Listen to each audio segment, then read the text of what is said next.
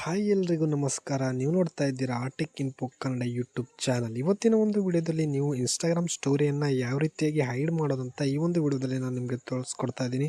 ಹೌದು, ನೀವು ಇನ್ಸ್ಟಾಗ್ರಾಮಲ್ಲಿ ಸ್ಟೋರಿ ಹಾಕುವಾಗ ಮೊದಲೆಲ್ಲ ನೀವು ಯಾರಿಗೆ ನೀವು ಶೋ ಆಗಬೇಕು ಆ ಸ್ಟೋರಿನ ಅದಷ್ಟೇ ನೀವು ಕ್ಲೋಸ್ ಫ್ರೆಂಡ್ಸ್ ಲಿಸ್ಟಿಗೆ ಆ್ಯಡ್ ಮಾಡಿಬಿಟ್ಟು ಹಾಕ್ತಾಯಿದ್ರು.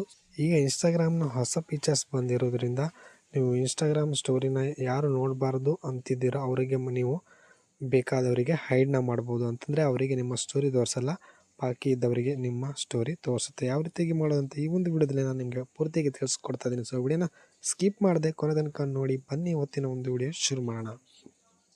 ಮೊದಲನೇದಾಗಿ ನೀವು ಮೇಲ್ಗಡೆ 3 ಲೈನ್ ಇದೆ, ಅದರ ಮೇಲೆ ಕ್ಲಿಕ್ನ ಮಾಡಿದರೆ ನಿಮಗೆ ಅಲ್ಲಿ ನೋಡ್ಬೋದು ಈ ರೀತಿ ಒಂದು ಇಂಟರ್ಫೇಸ್ ಬರುತ್ತೆ. ಮೊದಲೆಲ್ಲ ನೀವು ಸ್ಟೋರಿ ಹಾಕುವಾಗ ಮೊದಲೆಲ್ಲ ಏನು ಮಾಡ್ತಿದ್ರು ಅಂತಂದರೆ ನಿಮ್ಮ ಸ್ಟೋರಿ ಕೆಲವೊಬ್ಬರಿಗೆ ಶೋ ಆಗಬಾರ್ದು ಅಂತಿದ್ದಾಗ ಕ್ಲೋಸ್ ಫ್ರೆಂಡ್ಸ್ ಲಿಸ್ಟಿಗೆ ಆ್ಯಡ್ ಮಾಡಿಬಿಟ್ಟು ಕ್ಲೋಸ್ ಫ್ರೆಂಡ್ಸ್ ಲಿಸ್ಟಿಗೆ ಮಾತ್ರ ಸ್ಟೋರಿನ ಹಾಕ್ಬಿಟ್ಟು ಹಾಕ್ತಿದ್ರು. ಬಟ್ ಈಗ ಹಾಗೆ ಮಾಡಬೇಕು ಅಂತಿಲ್ಲ.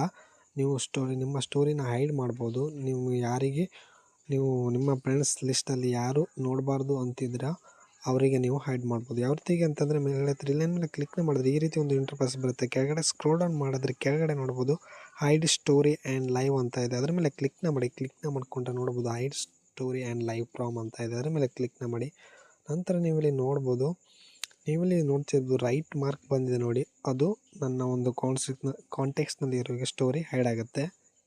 ನೋಡ್ಬೋದು ಈ ರೀತಿಯಾಗಿ ರೈಟ್ ಮಾರ್ಕ್ ಬಂದಿದೆ ನೋಡಿ.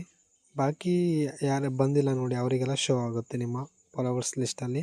ನೀವು ಬೇಕಿದ್ರೆ ಅವರ ಹೆಸರನ್ನು ಸರ್ಚ್ ಮಾಡಿಬಿಟ್ಟು ನೀವು ಆ್ಯಡ್ನ ಮಾಡ್ಕೊಳ್ಬೋದು. ನೋಡ್ಬೋದು ಈ ರೀತಿಯಾಗಿ ಆ್ಯಡ್ನ ಮಾಡಿಬಿಟ್ಟು ನೀವು ಮೇಲ್ಗಡೆ ಡನ್ ಮೇಲೆ ಕ್ಲಿಕ್ನ ಮಾಡೋದನ್ನು ಮಾತ್ರ ಮರಿಬೇಡಿ. ಮೇಲ್ಗಡೆ ಡನ್ ಮೇಲೆ ಕ್ಲಿಕ್ನ ಮಾಡಿದ್ರೆ ಆಗುತ್ತೆ. ಬೇಕಿದ್ರೆ ನೀವು ಆ ಸ್ಟೋರಿನ ಹೈಡ್ ಮಾಡಿಬಿಟ್ಟು ನಂತರ ಬೇಕಿದ್ರೆ ನೀವು ಈ ರೀತಿಯಾಗಿ ಸ್ಟೋರಿ ಹಾಕಿದ ತಕ್ಷಣ ಇನ್ನು ಬೇರೆ ಸ್ಟೋರಿ ಹಾಕೋದಿದ್ರೆ ಅದನ್ನು ನೀವು ತೆಗೆದುಕೊಳ್ಬೋದು. ಈ ರೀತಿಯಾಗಿ ತೆಗೆದುಕೊಂಡು ನೀವು ಇಲ್ಲಿ ಮತ್ತೆ ಡನ್ ಮೇಲೆ ಕ್ಲಿಕ್ನ ಮಾಡಿದರೆ ಆಯಿತು. ನೋಡ್ಬೋದು, ಒಂದ್ಸರಿ ರಿಫ್ರೆಶ್ ಮಾಡಿಬಿಟ್ಟು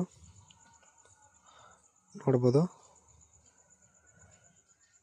ಈ ರೀತಿಯಾಗಿ ನೀವು ನಿಮ್ಮ ಸ್ಟೋರಿನ ಹೈಡ್ನ ಮಾಡ್ಬೋದು, ಬೇಕಿದ್ರೆ ತೆಗೆದುಕೊಳ್ಬೋದು. ಸೊ ಇದಾಗಿತ್ತು ಇವತ್ತಿನ ಒಂದು ವಿಡಿಯೋ ಇಷ್ಟ ಆಗಿದ್ರೆ ಲೈಕ್ ಮಾಡಿ, ಈಗ ಫ್ರೆಂಡ್ಸ್ಗಳಿಗೆ ಶೇರ್ ಮಾಡಿ. ಮುಂದಿನ ವಿಡಿಯೋದಲ್ಲಿ ಮತ್ತೆ ಸಿಗೋಣ. ಧನ್ಯವಾದಗಳು.